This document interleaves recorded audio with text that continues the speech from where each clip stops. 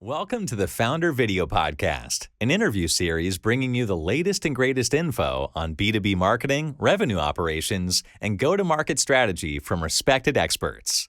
Here is your host, Will Martin. So, we are here live for the 20th episode of the FounderVideo podcast. Today we have John Karsant as a guest, founder and CEO of LevelUpLeads.io, outbound and appointment setting agency. We're here to talk about all things outbound, what's working, what's not. Has it gotten really, really complex? How complex, if so? And welcome. Thanks for accepting the invite. It's a pleasure. Yeah, thanks for having me on, Will. Appreciate it.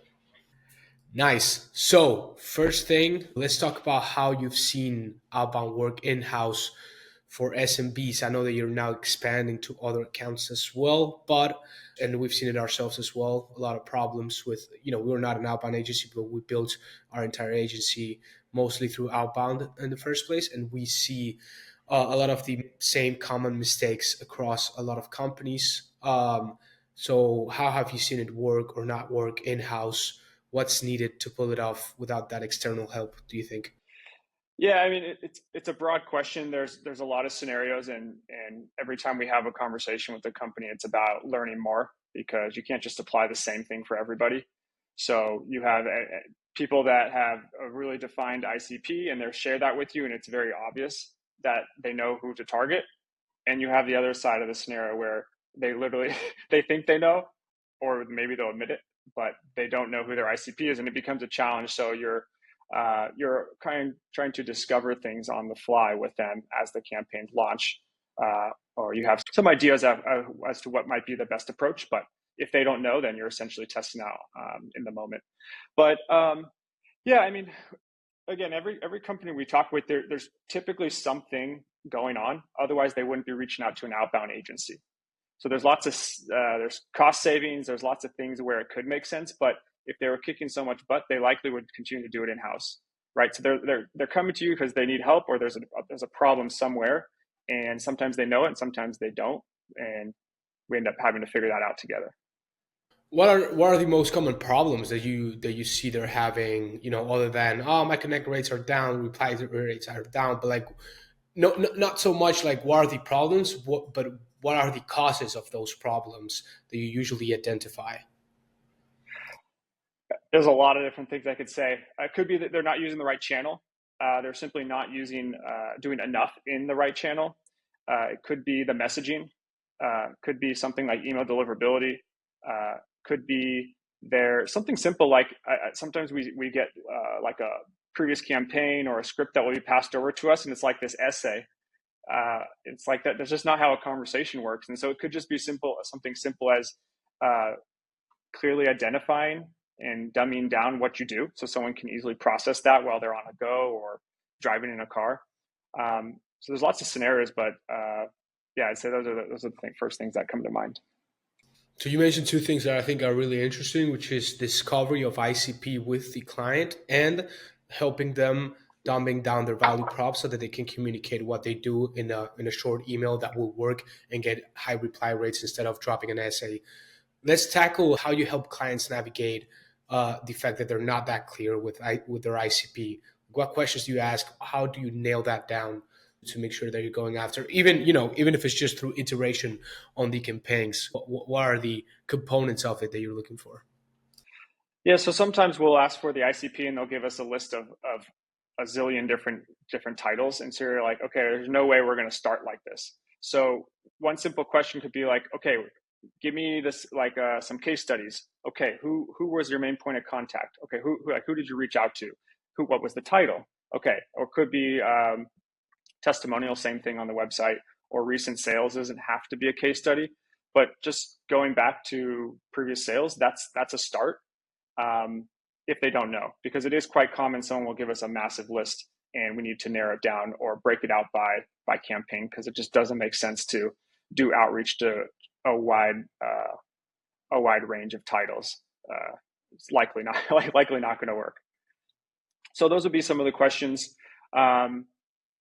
Also, it could be one other thing that they'll do is they'll give us C-level execs, and it's like targeting big companies. That's likely not going to work. So it's like, okay, where did you have that first conversation before it led to multiple conversations and ultimately to a sale. So like, what was that entry point? So those are some things that we'll ask to try to narrow down that ICP for them. Mm-hmm. And once you know it, how do you approach? I'm curious. I'm adding a lot of follow up questions here, but It's all good. how do you approach the list building process? When for example, because if they tell you we've had this issue with ourselves as well, a lot of databases are not precise enough. I'm talking about Apollo, ZoomInfo, etc. Because a lot of the data that's pulled, it's they're either freeform fields or they're not standardized properly, especially when it comes to job titles. It's not easy to get the right people or at least have a big scope. Do you do this manually? Like, how do you tackle this? Yeah, it can be challenging.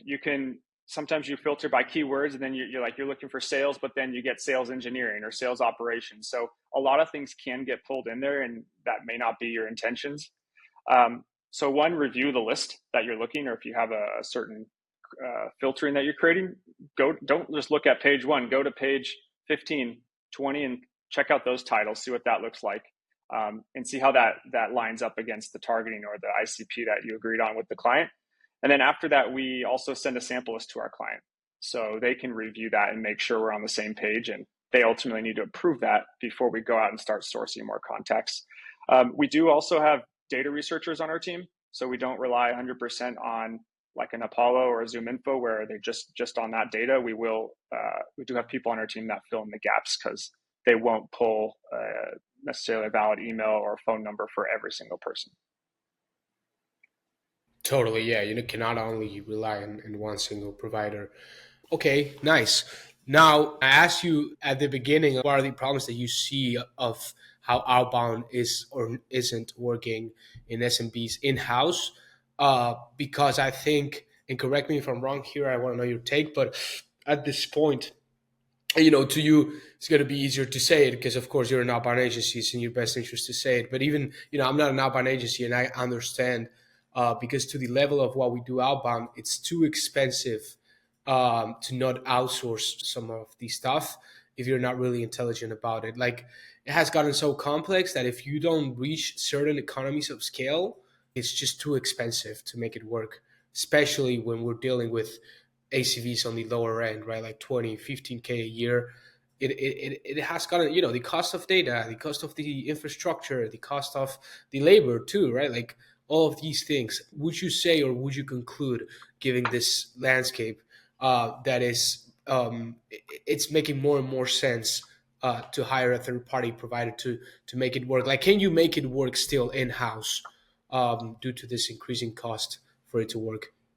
Yeah, I mean, certainly it's in my interest to say it's best to hire an outbound agency, but actually some of our best clients do have SDRs, so they are using both. So a little bit of a hybrid approach. But you're right, it's just too expensive in most cases. If you're doing, let's just say you're using the United States as an example, there's so many different costs that come in to play here. It's simply just, oh, I'm hiring a SDR. Well, you've got that person's salary, commissions, you've got taxes and benefits on top of that. You've got the software costs, you've got the training, you've got costs in sourcing that person and interviewing them. There's so many different things that come into play into just hiring one SDR. So I'm not saying that can't work, and it still does. And there's very successful companies out there that have everything in-house, but it's making more and more sense to start outsourcing the prospecting side of things because it can be done for you at a fraction of the cost. And in some cases, we have like some of the scenarios where there are in-house SDRs. Some of these companies have competitions that they run internally, and sometimes we get included in those and we win them. So like we have been paid out, and some of them are very nice. They'll end up paying out, and we'll give that directly to our SDR, the bonus for winning that for the month, say for most meetings set. So I think it's a case by case. You have to evaluate what makes the most sense for your company.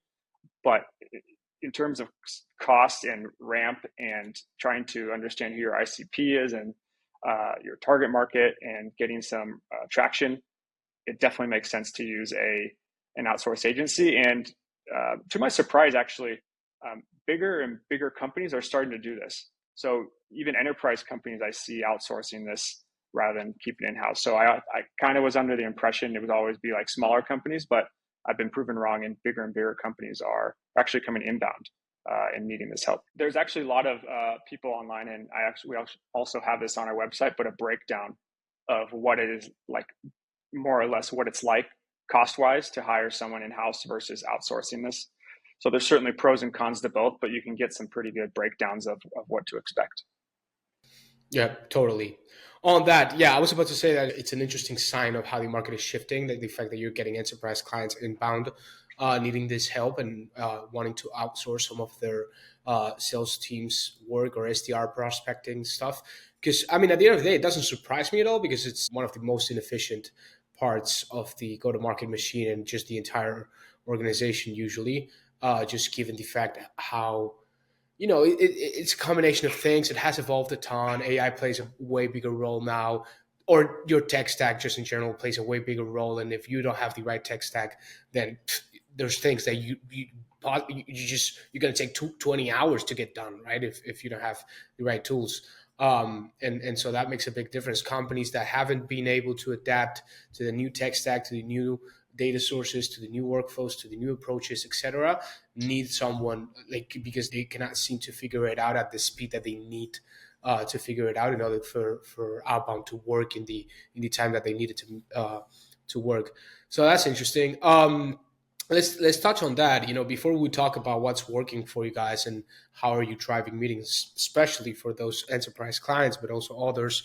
Let's touch on across tech stack, data, copywriting, strategy, and sales process, the most common mistakes that you see that most companies make in their outbound motion. So let's start with the tech stack.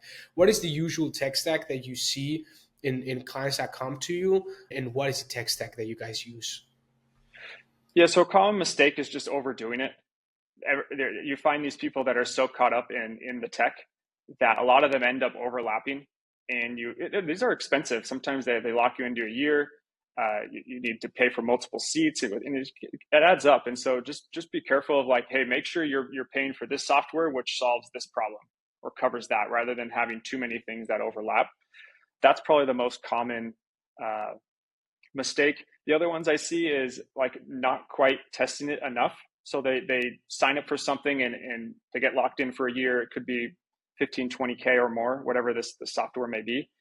And they didn't quite test it out enough. And it ends up they're not able to implement it exactly how they had imagined. So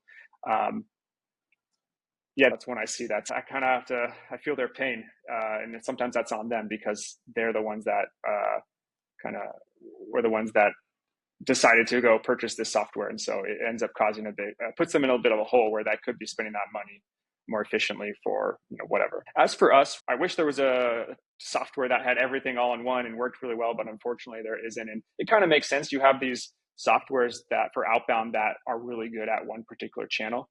So for us, we use Smart Lead for our email campaigns. We use Orem for our cold calling. And we use a tool called WeConnect for our LinkedIn outreach. And they all just offer that one specific channel. So they are pretty good.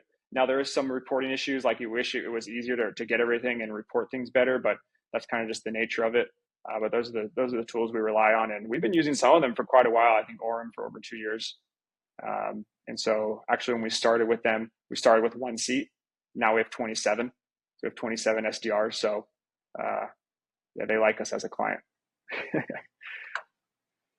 Of course they do. Do you only use those 3 tools? What about the list building part? So yeah, we pay for a lot of other tools in terms of contact data. So some off the top of my head: LinkedIn Sales Navigator, Apollo, Lucia, Crunchbase, Selling. Shout out to Selling, by the way. Not many people know them. I don't really hear them come up, but the feedback from my team is that's been their favorite tool. And so selling.com, they used to be Infotelligent, and they changed the name to selling.com. The data is really solid. So that's been our go-to right now. We also have stuff like Clay, but I'm still trying to figure out the best way to use that. Clay is everyone talks about that, and it has so many capabilities, but I haven't quite figured out the best way to use it throughout the agency. Any others I'm missing in terms of contact data? We use one, not as much anymore, but we use one to extract some data from LinkedIn called Get Prospect. So it allows you to pull, do a LinkedIn Sales Navigator search, and then you can extract some of the data. We don't rely on the data, but at least allows you to pull it into a CSV. That's the tech stack on the. Really interesting. I didn't know about selling. It looks like Apollo in a way, right? It's a competitor. Yeah. Yeah. So they've been solid. Okay. Interesting. You think does it have like as much data as ZoomInfo and Apollo do, or? It's very similar. I don't know the exact like company count versus contact count and who has the biggest database, but it's when we've tested it, I mean, I'll just say Apollo versus selling, the mobile data and selling was significantly better. I don't have access to ZoomInfo, so I can't speak there, but Okay. I know ZoomInfo's higher data quality. Mm-hmm. Solid, interesting stuff. Yeah, I'll check them out. And Get Prospect, I think I knew about, but it always comes handy a sales nav scraper. So Yeah, it's really good. been using them. This podcast is brought to you by FounderVideo. We'll cut your LinkedIn ads costs by at least 50% with natural-looking creatives that prospects actually want to consume. Just have an expert in your C-suite show up to a 90-minute interview once a month and let us take care of the rest. Turn LinkedIn ads from an accepted line item expense into a scalable revenue channel that fits into your go-to-market strategy. Book a free consultation at foundervideo.io. Okay, and when it comes to data, I guess we already touched on it. I don't want you to, I don't know, like shit on other tools necessarily, but just the fact that you mentioned, right, the ones that you guys use, I think it's good advice for other people that, look at your tech stack and maybe you want to take a look at the tools that we mentioned here, because I can vouch. I mean, I knew all of them that you mentioned, and I think, I've tried most of them besides selling and email finder or Get Prospect for data, but Smart Lead for sending, Aurum, similar Yeah. with, I heard of it, and I think I've gotten really good recommendations. Same with Nukes. I think it's a competitor that also. Yeah, I've heard good things too. Yeah. And then you said for LinkedIn WeConnect, that's one that I didn't know about. We used to use HeyReach. We've tried Expandy too. Do you still use HeyReach? Because we're actually looking at them. Yeah, we still use them we're for some stuff. Thinking of changing over. I think they're good. Yeah. WeConnect, it's not working that well now, or? It's okay. There's some things they do that HeyReach doesn't, but I think as a whole, it makes more sense to switch. It's a pain to switch, but I think it makes more sense. Yeah, I think HeyReach is more safe too. Of the ones that we tried, it's the only one that hasn't like cost me like a 24-hour ban or anything like that, or a notification from LinkedIn's limits or anything. So yeah. Either way, copywriting. Mistakes that most companies make, other than dropping an entire essay, presenting themselves, talking about the company, or mention the company name at all. Like, I think that kind of stuff needs to go. But like, what's your advice, or what do you see that doesn't work at all, and that most companies think that it's okay to do? Yeah, I actually did a webinar with Woodpecker a while back about the do's and don'ts of cold email. So there's so many different things, and this is an ever-changing landscape, like with the rules at Google, and it's always changing. But some things that are still the same, some of the mistakes that I see is just too long of an email body. So the best thing there is, hey, write it, use some AI if you need to, but don't rely on it 100%. Actually write it yourself. Go back and then start crossing things out. How can I simplify it? Can I reword some of it or change the sentences around? So that means like my sentence 3, try it at sentence 1. And sometimes it can all of a sudden sound really good. The basic things like don't use links, don't use images, use a short subject line that is a few words. And then also it should be relevant to what you're saying. Don't like bait and switch. Have the subject line be relevant to what's in the body. And also don't have it be relevant to like email 3, because they might only see email 1 and respond to email 1. So have the subject line be relevant to email 1. Being too wordy. So even if you are able to shorten it down, let's just say between around 75 words, something like that. Just things that like some common things I see are just people introducing themselves. It's not needed. It's in your email signature. You have it in your email. They have your email domain. You don't need to say, I'm so-and-so, I'm the founder, or whatever the title is. Get to the point, and then also do some research and like, what are some common issues that these people are likely facing? And ask those questions. A lot of people just end up talking about themselves and features and things. They never really care to write about the problems their product or service solves. So asking questions, highlighting certain pain points or bottlenecks they might be facing. So that's on the email side. I could keep going, but there's a lot, but those are the first ones that come to my head. Now on cold calling, that's different. It's a conversation. And so we work off of a permission-based opener. There's various ways you can say that. The one I like is, hey, name, this is John. Look, I know you're not expecting my call. Do you have a moment? I promise to be brief. Now you can do other variations of that, but that's what I like. And we use that across all our SDRs. And then some of the same stuff will apply, but it has to be more in a conversational format. And the most common mistakes I see is people talking too much about themselves, or the script will have a block of paragraph and you're just going to lose the other person on the other line. So keep it short, keep it simple. A lot of people may not be 100% focused on the conversation. So be able to grab their attention and keep it like easy for them to grasp and understand why you're calling and the problems you solve.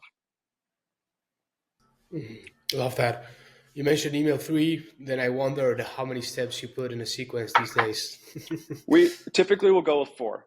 It doesn't mean we always go by that. There may be scenarios where we do longer or shorter, but our standard for us is 4. Interesting. So you prioritize. Well, I think that has to do to the other day I spoke with someone too that told me like, I do like 7-step sequences. And I'm like, wow, that's crazy to me because, we've taken the rule for ourselves that we should only do like 2 or 3-step sequences, just because if you're prioritizing, if you're about volume, if you're about, doing the most amount of volume that you can to the right people, of course, the more you follow up with someone that probably isn't interested, otherwise they would have replied already. Or probably, and if they reply at the 5th email always, then it's because your email 5 should be email 1 then, right? But following up that much with someone that probably isn't interested is a wastage of your volume capacity in a way, right? What would you say to that? What is the, yeah. Yeah, well, there's that. There's also probably the more you email, the more likely it is that they will mark your email as spam. So that number 4 is kind of what we found is the sweet spot. But there's all sorts of scenarios of like, hey, is this completely cold? Is it a follow-up to a conference? Like there's different scenarios to where a certain number of steps will change and make more sense. But if it's just cold, yeah, we found 4 to be the sweet spot, just kind of not overdoing it. But yeah, it could vary campaign to campaign. That's interesting. But yeah, no, definitely. I'm talking just cold. I just heard, there's people that do cold in like more than 5-step sequence, just because they do less volume and because they have way better data quality. I'm talking when you're ripping data out of Apollo or, not ripping, just getting the data from there. And in general, it's the same data that most people have. And you better do volume, otherwise it's not going to work because it's not that relevant. It's, on the other side, if you have a list building service or if you have data researchers and whatnot, and you go more manual and you have a bigger budget too as well to pay for better data, then it makes sense to do less volume as well and therefore a longer sequence because you want to hit that list as much as possible because of the quality. And with quality, I usually mean equal relevance, right? Yeah, I'd also add, it depends on how frequent your follow-ups are. Can play a little bit into that scenario. Like, are you bust them out and is that campaign finishing in 2 weeks, or is it spread out a little bit further and maybe over the course of 6 weeks to a month? 2 months. So that's another factor. Yeah, another factor for sure. Campaign longevity too. Like, how long do you want your campaign to? Yeah, so things that you need to think about. Any insights regarding strategy? Well, strategy, I think we've talked about it already. Like, defining ICP is the most important thing. Like having it clear, knowing what job titles are the lowest hanging fruit or that are most prone to say yes or to reply because it's, it hits a deeper pain. It's kind of like the best strategy you can have, and then build a proper list around it. That's the strategy, right? Correct me if I'm wrong here. Maybe you have other insights. Yeah, I'd say, one of the things I think there's a lot of debate online and on LinkedIn about what channel is working, which one isn't. For us, we see cold calling work the best, and email has just dropped off over time. I remember 3-4 years ago, we were getting 15-20% response rates, and now it's like 1/3 of that. It's more like 4 or 5%. And so it's just harder. Everyone has access to these tools and the data, and that everyone's just launching these email campaigns but not as many people want to pick up the phone, and it's more expensive. People don't want to do it. Believe me, I've been there. So, but the reason I bring this up is it gives you instant feedback. You can talk to these people and understand, okay, why are you not the best person to talk to? Okay, why is the timing not right? And whereas email, if they're not interested, they're likely to just not reply. And so by getting that instant feedback, you can start making adjustments much quicker. Or in our case, we can start giving feedback to the clients. It's like, hey, this title, it's not resonating. Hey, it doesn't make sense. Hey, we're reaching up too high in the ladder, up to C level. Why don't we bring it down a notch? And so the feedback loop is much faster. I agree, and it feels way different too. Like we're also bullish on cold calling because we've tried it. We're getting our feet wet, not by doing cold calling. Well, not, I guess you could call it as, you could say that it's not cold calling necessarily because we're embedding it in follow up sequences and stuff as a step to test it out and see are we getting is it better, whatever. But I agree with that, and it also feels way deeper when someone says no or rejects your offer over the phone than over an email. Like you get way more attached to it, and it feels like you can get more insight from it too because there's more expression to it. There's a tone. There's a volume. It's nowhere near a video call or an in-person meeting, of course, but it's one step above than email, of course. Yeah, it's certainly not a video call, but it's harder to ignore. You got someone on the phone, and unless they hang up with you, which most people, no, it's going to happen, but most people at least have a basic conversation with you. And so it's just much harder to ignore, whereas in email, it is very easy to ignore. So yeah, you're getting much more feedback, and it's easier to make adjustments from there if you are getting some of that, if you're having some conversations with the right people. Mm-hmm. Okay, now on to what's working for you guys in terms of approaches and strategies that you see working best other than cold calling with the permission-based opener or whatnot. Which I wonder, by the way, do you use Lucia mainly for data, for numbers, or selling too, or what is the across the board? We use several. Right now, selling would be our number one, but we will supplement it with others where we can't necessarily find let's just say it may not have a mobile number, for example, and we'll go source that elsewhere, such as Lucia, or we have data researchers that will go online. Potentially, some depending on the industry, like I'll just use education. They list all their stuff on the website. So if it's not in something like an Apollo or selling, you just go to the website and you can find it right there, and it's likely going to be valid. So it depends a little bit on who you're reaching out to. Also, nonprofits is another one. They list all their information on their website. That's a good tip right there. If you're targeting education or NGOs, you already know. Okay, again, approaches that are working. What are you doing new that you weren't doing before that you see working really well and generating better results? Doubling down on cold calling. Yeah, it was only a year and a half ago, if I remember correctly, that we weren't even offering it.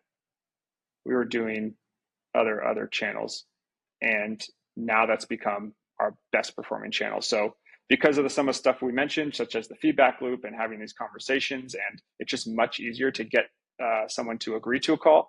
We have a calendar open, you book the call. So and to credit to Chris on my team, who leads our sales, he's also kind of nudged us in that direction of cold calling just being the best channel. So we've doubled down there, and we almost, there's some cases, but we almost won't take on a client if they won't incorporate cold calling into into the mix as one of the channels. So that's the first thing I'd say. We've tried some video outreach. We're going to continue to test it. We found it a little challenging to like when to implement or how to implement it. So we were using SendSpark. I think they're great. We're going to continue to use them. But I think depending on the campaign, that can be very effective. So for example, let's just say you're doing something for a company that is redoing websites. Well, by doing that video and you have the background of that company's website, and if you tie in that message into what you're saying on the video, that can be really powerful. So I think there's scenarios where, depending on who you're reaching out to, doing something like video makes a lot of sense. You see these other tools out there like B2B or Warmly, where you can capture inbound data, or sorry, inbound people landing on websites or landing pages and enriching that. So we started using that internally, and that's been really helpful. We haven't quite rolled it out to our clients. Sometimes it's a little tricky. You need access to the website to put the code in there, and not everyone wants to do that. But internally, we see that great because it shoots into a Slack channel, and then we can actually, from there, also, we can either call on it, but we set up an automation where we can push it to Smart Lead with just a click of a button, and then it goes out into a short little Smart Lead campaign. You're using B2B for that, right? Because it has the... Yeah. Okay. Nice. You finding resolution to be good? Percentage of traffic resolved and accuracy? It's low. I think that's because it only picks up on US people visiting from the US. So there's certain restrictions, like Warmly gets a lot more, but we'll get a lot more from Asia, for example, or all over the world. So we're capturing more, but sometimes you got to look into, is that the right person? Are they just doing research, or is it someone actually interested? And in that workflow, when pushing to Smart Lead, there's a routing, like criteria met, right? To know if it's ICP or not. And I purposely put a stop, so someone has to look at the company, because it could be like a client, or it could be someone we're already talking to, and they just check out the website real quick. And we want to make sure we're reaching out to the right people.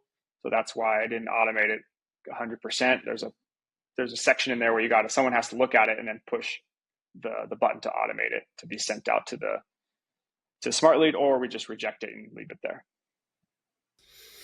All right. I wish I could automate it all. No, it's not that easy. But you can, though. You could. I think you could set up criteria on. Exactly, like rule-based. Exactly, like okay, it's from maybe Clay could help connecting it, and then Zapier too, because Clay can help you filter down.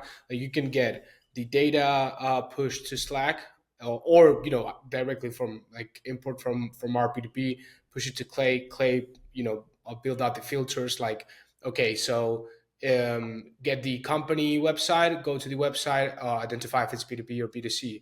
Go to company's LinkedIn page, see if it's between like the headcount that I wanted to, see how many people associated with the company page on LinkedIn have this role, et cetera, et cetera. You build that set of rules, and then from Clay you can build an automation that pushes the Clay data to Smart Lead, I think. I see. So, and then you'd probably have to upload a blacklist or something, so it's not your current clients who would fit the criteria. That too, yeah. One of the filters would need to be like, whether upload, like, is it part of DNC list type, mm-hmm. And then we'd have to be on top of that. But that could work. Yeah, crazy what can be done these days, right? Either way, any other strategies that you like or think, also outside of the scope of just outbound too, like, do you see companies, or do you think of or consult companies on, hey, let's do, if you're doing these ads, or if you're doing this event, or if you're doing this and that, you try to mesh with that too, I'm assuming. And then what are some strategies that you see working really well? Yeah, conferences by far are the best.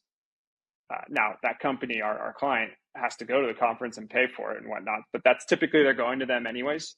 So we will oftentimes run campaigns before, sometimes during, and then after. Those work just because it's just not quite so cold, and so those work really, really well.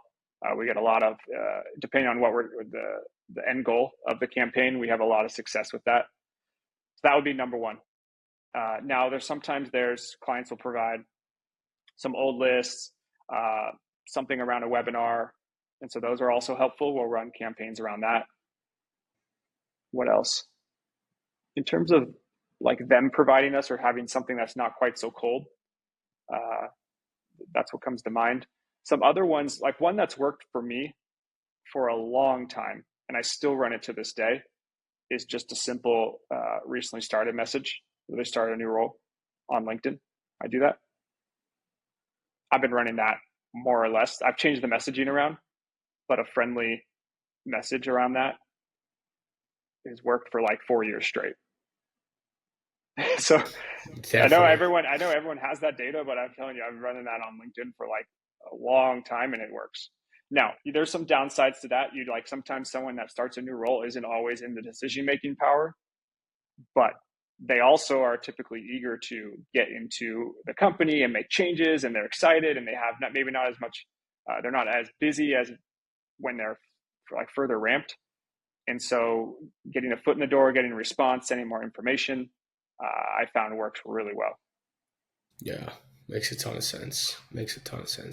When you mentioned the events, do you do something like an approach of like, hey, so you were going at Inbound, for example, we'll be there, or whatever. Like, how do you link the fact that you both are going to a conference to them possibly being interested? Like, I'm curious. Yeah, if they have a booth, we could say something about stopping by the booth.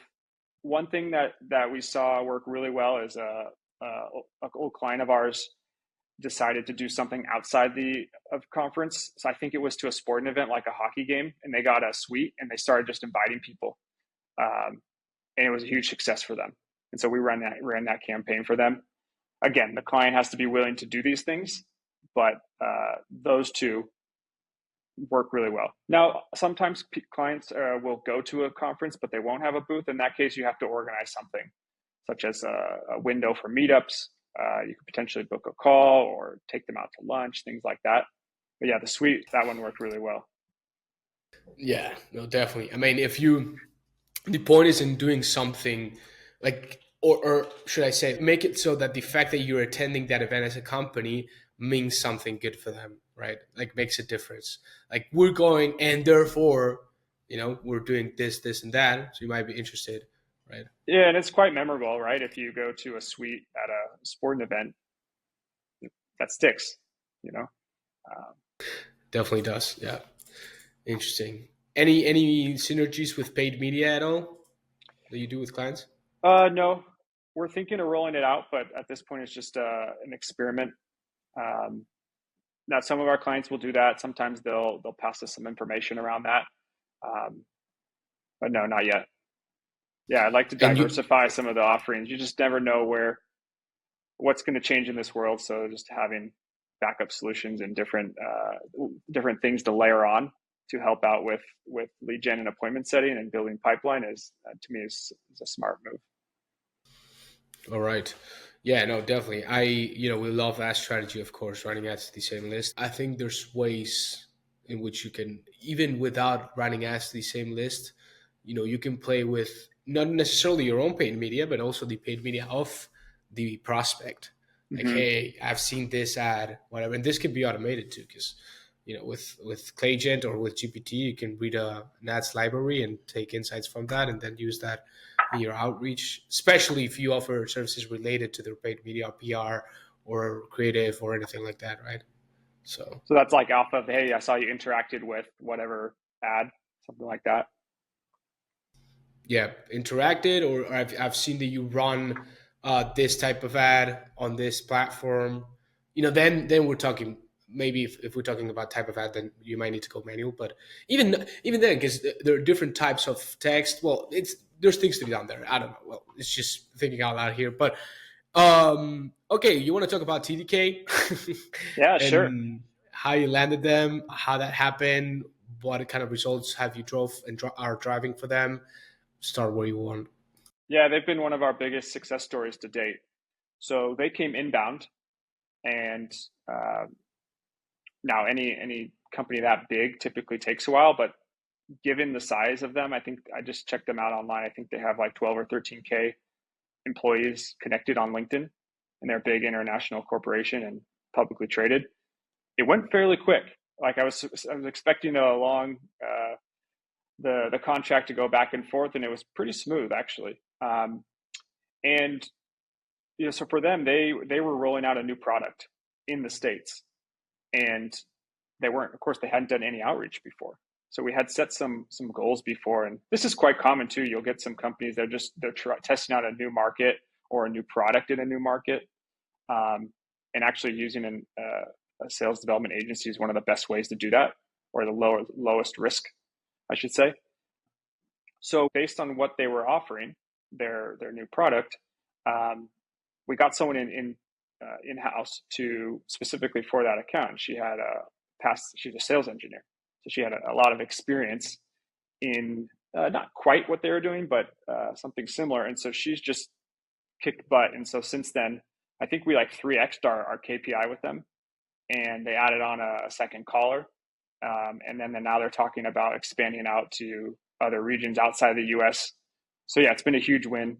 Of course, we weren't expecting the results to be that good, but one of the other things to mention here is like it helps to have a brand. So when people hear that on the phone, it's like, oh yeah, I've heard of them, because most people have. So that it's really helpful when you're reaching out and someone's actually heard of who you are. So yeah, that's been great. So those were some of the things we did. Just got someone with experience, and she's a little bit older, and so she had the knowledge and experience and could have those more in-depth technical conversations. And of course, the second person we put on also, he's an engineer actually, not as much sales experience, but he's been doing well there too. Interesting. Because this is about like you guys were selling into retailers, distributors, and whatnot, partners for launching that product in the US, right? I'm assuming, or yeah, what was the Yep. Interesting. So TDK, I don't know exactly the industry. I would say like what bracket would you put it? Because talking about industries that work best with outbound, we can start with that, I guess. But I wish I could contribute it to like, hey, this specific industry. Now, there's some I would say that are more challenging than others. There's a few, such as custom software development or security, like cybersecurity. Those are two that come to mind as like very challenging. But in terms of what is very successful, I would say rather than pinning it down to a specific industry, it really comes down to more so the offer. Is it unique? Are they doing something else that no one else is doing? That is going to make a significant difference in success and outreach versus just the industry itself. That's what we found. One other thing I'd add on is, and this is a little bit of a trend that we've noticed, is the companies that have that have case studies and a proven track record of success work way better, see way better results than those that don't. Now that might seem like common sense, but a lot of the companies come to us and they don't have any case studies, and so like it's an uphill battle. Of course. When you mentioned the offering, like, okay, of course, like the offer needs to be unique, it needs to be good, but like, do you have like I guess, even if it's a mental framework, even if it's just not a standardized framework that you guys have to analyze when talking to clients, but like when you're talking in a discovery call or just in general, like when you analyze their offer and think, okay, would this work? Wouldn't this work for outbound? What do you look at? Like, what are the components of that you need to see in order to say, okay, I know this has high chances of working? Like amount of competition, sure, that's one. Like if there's nobody else doing what they're doing, or a few people, that's straightforward. But what else other than that? It's a great question. And sometimes you just don't know. I will say that I've been proven wrong on, hey, I don't think this is going to work, and it does. And vice versa. I think if something will work and it doesn't. But is it a need? Like the people you're reaching out to, do they likely have that? Like, is it something they really need? Is it just something nice to have, or is it a necessity? So, for example, there is a company and they offer like they have music for multiple locations and like elevators and background music throughout the facility. Okay, that's probably not that much in demand. Like, oh, I can't, like, the company's not functioning because the music isn't right. So like that's something that's not as needed. And so like you kind of know, like, before you start, is this actually going to work? How are the people reaching out to, or do they have could this cause a disaster? Another example, we have a company that has computer vision and can see through like machinery if there's like defects in the production line for manufacturing. Okay, but if there's a defect that could cause could be a disaster for the company, like a massive disaster. It could make news. So like knowing, like reaching out to that person, that could be an issue that is huge, and they have to address that because it could cost the company millions and bad press. So like sometimes you just got to understand, how much is this product or service really in need. But again, it's sometimes it is difficult to know that exactly before having started. Yeah, to summarize what you said right there, is just basically like the question you got to ask yourself is how big is the pain that you're solving, and how easy it is to identify it. That's the second thing. Yeah. If you got those two, if you got a big pain that's easy to identify, boom, easy. Yeah. So direction, to wrap up and whatnot, where is outbound marketing going? How are you planning to keep Level Up Leads.io ahead of the curve in the upcoming years? And most importantly, like, I want your take on this entire, like, sure, you can tell me, yeah, cold calling still works if you do the things properly, whatever. But there's definitely has been, and you admitted it, right? Like, there's been a decline in reply rates, there's been a decline in connect rates, there's been a decline in, there's a lot of resistance now from the market in outbound. Sure, if you have a great offer, if you have like all the components that make it will work if you know how to do it properly. It will always do. But there's definitely a decline, right? That's sensed. How are you tackling that? You told me about diversifying the offering and whatnot. So how are you tackling that, and what's the vision for the upcoming years? Yeah, there's certainly been a little bit of a drop off. I think more so on the email side, as more and more people, as I mentioned, just have access to more data, and there's so many tools out there you can launch a campaign from. Seems like everyone has an email integration aspect to it. Here's what we did, and actually has made significant improvements, led to better results for our clients, and decreased the churn. Is we just started hiring better SDRs, gave them better training. So hired native English speakers with experience, getting better at the interviewing and onboarding process, the training. So we started introducing a lot of little things, but started having training sessions with the clients, while also having training sessions internally about the product they're calling on, better talk tracks. We actually started increasing our prices and adding more in terms of the deliverables and the channels, and the results went up. But I think the main thing is hiring better SDRs. So I think it's certainly become more challenging, but I don't think outbound's going away. I think if you're skilled in how you're doing it, and there's a lot of tools that can help you out with that, but if you're skilled, it's going to work. Totally. No, fully agreed. That's a really good point, man. That's a really good point. Like, getting better talent, getting better processes, getting better onboarding, getting better just everything that makes the machine work. Because it's, the other stuff like data, for example. Data, it can be a big difference, but it's an incremental improvement, right? It's marginal, it's a percentage. Whereas having orders of magnitude better SDR, it's more like a 0 to 1 change in a way, right? Yeah, I think. that's actually another thing I didn't mention, is getting better data helped out too. So we noticed the data for our mobile data was going down, so we had to switch out one of the providers. So that's actually another small little thing, but having a few more conversations or connecting with the right people also improves your chances. And more conversations you have, the more likely you can start booking more meetings. That's right. Good stuff. All right, so we can leave it there. Do you have anything you like to promote? Any intro offer, something like that you would like to shout out if for anyone listening? If you say you saw this podcast and you write me directly I'll give you 10% off any of our services. Other than that, I'd just say it's not like sales development agencies for everybody, but I see the use case coming up more and more, and it's definitely gaining more traction. So, do a little bit of homework, understand whether or not it makes sense, understand if you're set up or ready to test it out. And if you want to get in touch with us, website's leveluppleads.io, or you can find me on LinkedIn at John Karsant. Awesome, John. Well, it's been a pleasure. We'll stay in touch, and we'll get you back on the pod at some point, maybe to talk, new outbound stuff and whatnot. And yeah, thanks for coming over. I think it's been really valuable. So yeah, good stuff. Thanks, Will. Appreciate it. Have a good one. Thank you for listening to the FounderVideo podcast with Will Martin, and we'll see you on the next episode.